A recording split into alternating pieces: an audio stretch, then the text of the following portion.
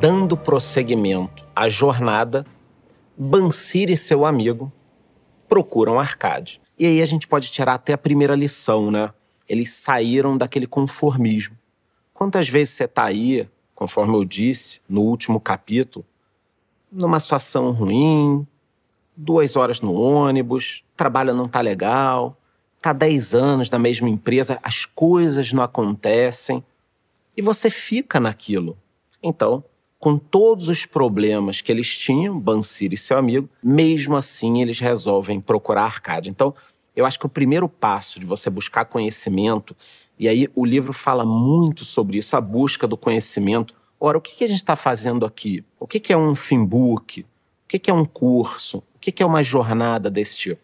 É você buscar o conhecimento. E naquele tempo, como não tinha isso para fazer, eles buscaram o Arcade. Ao chegar ao Arcade, eles perguntaram, né, introduziram ali, olha, nós nascemos e crescemos juntos. Qual foi o seu diferencial? E o Arcade colocou de forma muito simples. Eu busquei conhecimento sobre finanças e sobre prosperidade. E, obviamente, eles pediram, não, sim, então conte a história. E ele começou a contar a história e eu vou resumir de forma muito breve, mas eu quero que todos leiam o livro. Um pouquinho de spoiler, mas eu preciso que vocês leiam depois o livro. O que acontece? O Arcade, ele era um escriba, ele passava ali de uma tabuinha para outra, escrevia, e um dia Algamish, um emprestador de dinheiro, o procurou para copiar algumas coisas. Ele tinha que copiar, não conseguiu copiar a tempo. O emprestador de dinheiro ficou chateado com ele, pediu que ele desse urgência naquilo e ele fez uma troca muito interessante. Ele ofereceu trocar a correria, ele faria aquela cópia, Arcade, em troca do conhecimento do emprestador de dinheiro. E o emprestador de dinheiro topou. No dia seguinte, quando o emprestador de dinheiro foi lá, ele tinha acabado essas tabuinhas e o emprestador de dinheiro começou a contar para ele os segredos de como se ter dinheiro.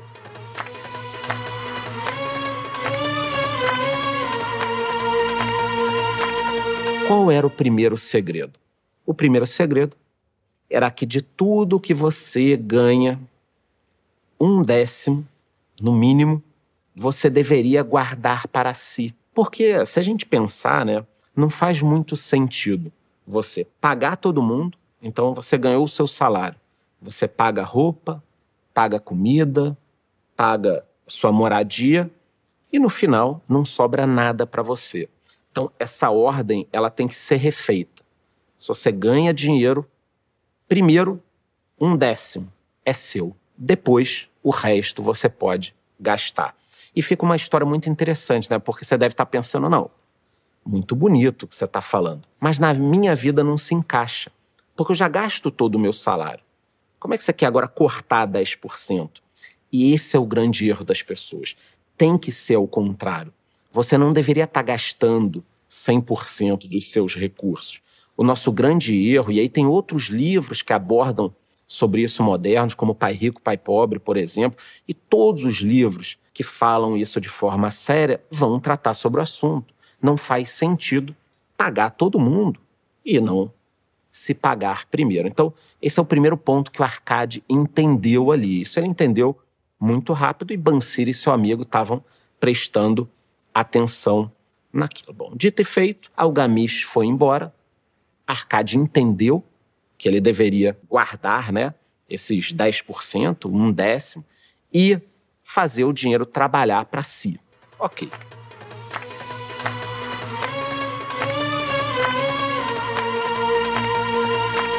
Quando o emprestador de dinheiro voltou, realmente Arcade tinha conseguido guardar 1/10 do seu dinheiro. Ele conseguiu poupar, mas Algamish perguntou para o Arcade, o que você fez com o dinheiro? Arcade, animado que ele tinha conseguido, explicou, olha, eu emprestei para o oleiro comprar joias ali no comércio que eles tinham, né?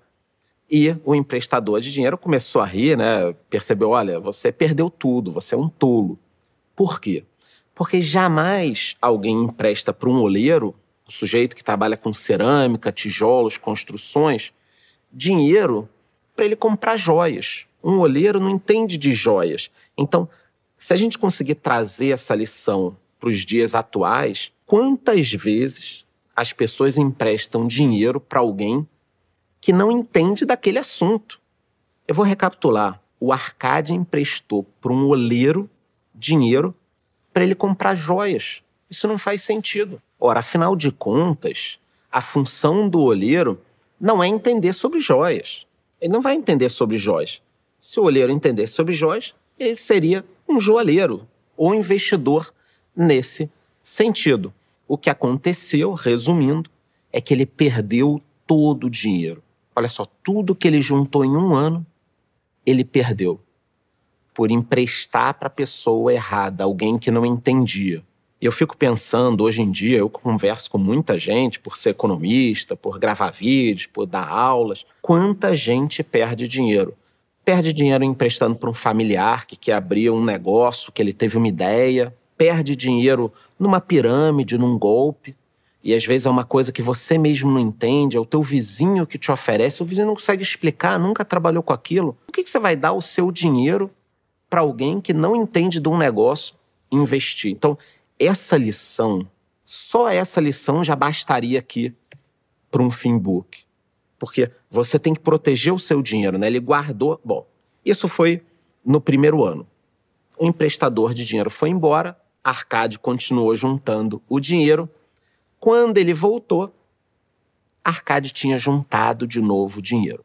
Dessa vez ele acertou, porque ele emprestou o dinheiro dele, investiu na realidade, com o fazedor de escudos. Para quê? Para o fazedor de escudos comprar cobre para fazer mais escudos. Opa, olha que interessante. Para a pessoa certa, da forma certa. Então, no primeiro ano, juntou dinheiro, emprestou errado. No segundo, juntou o dinheiro, investiu certo. Mas quando o emprestador de dinheiro falou, ok, e o que você fez com o retorno do seu investimento? Gastei tudo em festas. Viu? O emprestador de dinheiro falou, não, mas calma aí. Você emprestou o seu dinheiro, teve o retorno e gastou tudo em festas? Tá errado. O retorno que você tem, ele vai servir como um funcionário seu. Cada moeda de ouro que gera uma nova moeda, ela tem que ser reinvestida para que o seu trabalho, né, seja apenas receber isso. O ouro tem que trabalhar para você. Então, você cometeu um grande erro. É como se tivesse queimado uma etapa. Então, você guardou o dinheiro, ok. Você emprestou da forma certa, investiu corretamente, teve o seu retorno, mas gastou o seu retorno. E Algamês disse algo muito importante.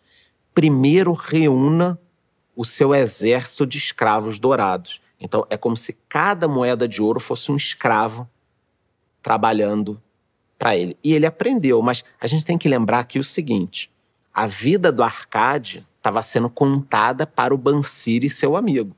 Então, nesse capítulo, eles estão aprendendo. Então, o que eu espero aqui é que, assim como eu aprendi, você aprenda também. O que a gente tem que fazer? Primeiro, se pagar 1/10.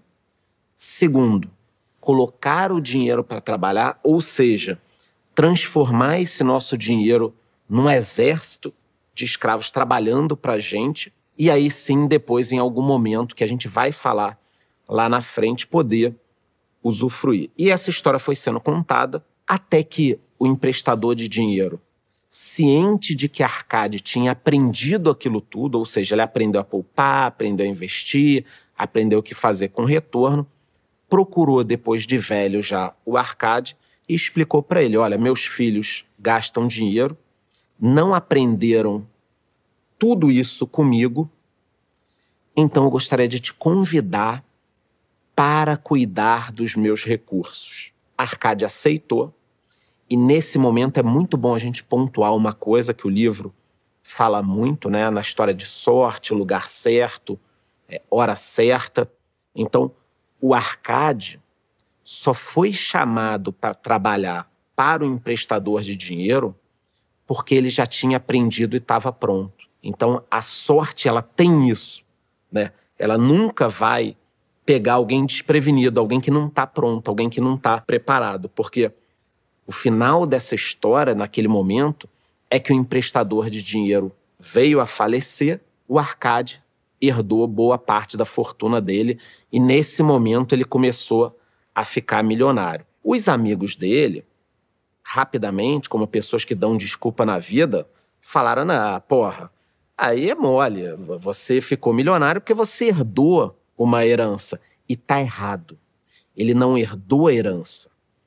Ele passou anos aprendendo como cuidar do dinheiro e aí sim ele teve essa oportunidade na hora certa, da forma certa. E ele conseguiu explicar isso tudo. Até um exemplo que ele cita quando ele é questionado, né, você é um sortudo, ele fala, você não chamaria o pescador que estudou a vida inteira, trabalhou a vida inteira numa mudança de vento, identificou onde jogar a rede, de sortudo?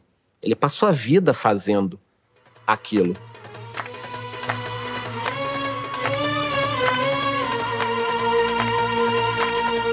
A vida, e desculpa falar isso, ela não tá nem aí pro que você tá pensando ou para as suas dificuldades. Ou você vai lá e segue o manual, e o manual pode ser o livro Homem Mais Rico da Babilônia, ou você não vai conseguir prosperar. Então, o resumo desse capítulo seria: aprenda a se pagar primeiro. Na realidade, esse vai ser o resumo de vários capítulos. Aprenda a se pagar primeiro. Cuidado com golpes, facilidades, emprestar o dinheiro para a pessoa errada, muito cuidado. E esteja preparado. Porque vamos imaginar que o Arcade não tivesse escutado o emprestador de dinheiro ao Gamish. Ele nunca teria tido a chance de cuidar da fortuna dele e aí sim herdar aquilo. Então, eu não considero que tenha sido sorte, assim como a história do pescador. Eu acho que simplesmente ele seguiu o manual.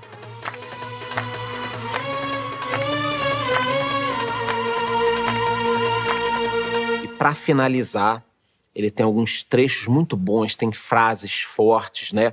A riqueza cresce aonde quer que o homem empregue a sua energia. E também, óbvio, ele cita no livro, a gente vai ver isso o tempo inteiro, busca o conselho dos homens sábios. Esse é um ponto importantíssimo e acho que é o que vocês estão fazendo aqui, buscando conhecimento na leitura, no audiovisual, em tudo isso. Acho que nós não estamos na Babilônia, não precisamos da tabuinha, não precisamos procurar Arcade. O conhecimento está disseminado. A gente vai falar muito sobre isso nos próximos capítulos.